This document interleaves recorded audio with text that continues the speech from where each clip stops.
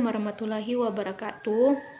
Perkenalkan, nama saya Sasa Sulasri, stambuk L1A1181166, kelas D, Fakultas Peternakan Universitas Halu Oleo. Pada video kali ini saya akan menjelaskan tentang praktikum preparat apusan darah pada ternak. Sebelum itu, kita harus mengetahui alat dan bahan dalam praktikum kali ini.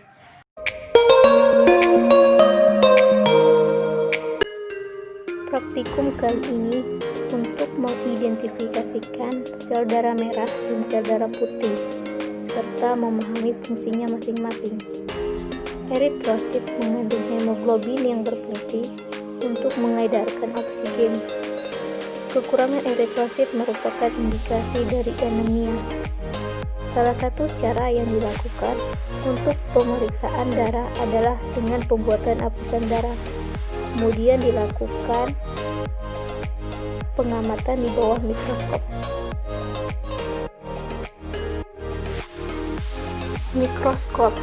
Mikroskop berfungsi untuk memeriksa atau mengamati preparat apusan darah. Kapas berfungsi sebagai alat sterilisasi pada saat kita mengambil darah. Tabung EDTA berfungsi sebagai tempat sampel darah pada hewan ternak.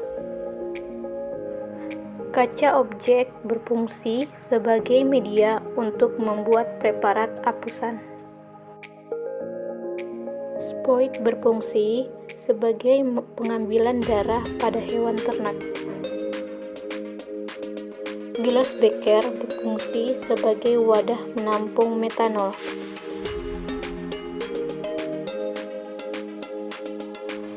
Alkohol berfungsi sebagai bahan sterilisasi pada saat pengambilan darah hewan ternak. Metanol berfungsi sebagai larutan fiksasi.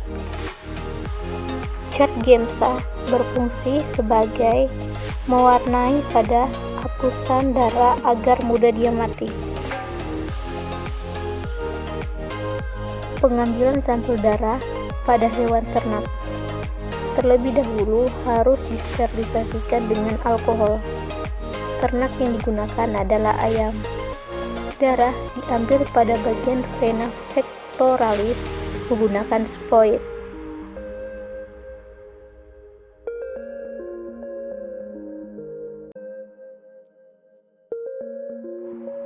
Sebanyak 1 tetes sampel darah diteteskan pada salah satu ujung kaca objek dengan menggunakan salah satu ujung kaca objek yang lain. Dilakukan ulas darah dengan kemiringan konstan kurang lebih 60 derajat. Dalam membuat ulasan darah, kaca objek yang kedua itu ditarik dengan cepat ke arah kiri sehingga terbentuk selaput yang tipis di sepanjang kaca objek.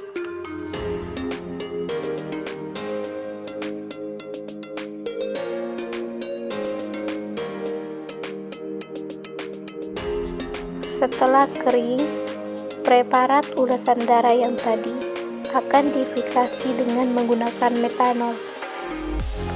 Selanjutnya, tetesi preparat ulas dengan 2 tetes metanol. Diamkan selama 5 menit. Tahap selanjutnya, pemberian cat Giemsa. Tetesi cat Giemsa pada kaca objek darah. Perlu diperhatikan bahwa seluruh bagian kaca objek harus tertutupi oleh cat Giemsa. Tujuannya untuk memperjelas bagian elemen jaringan agar mudah diamati di bawah mikroskop. Setelah itu, bilas dengan air atau aquades.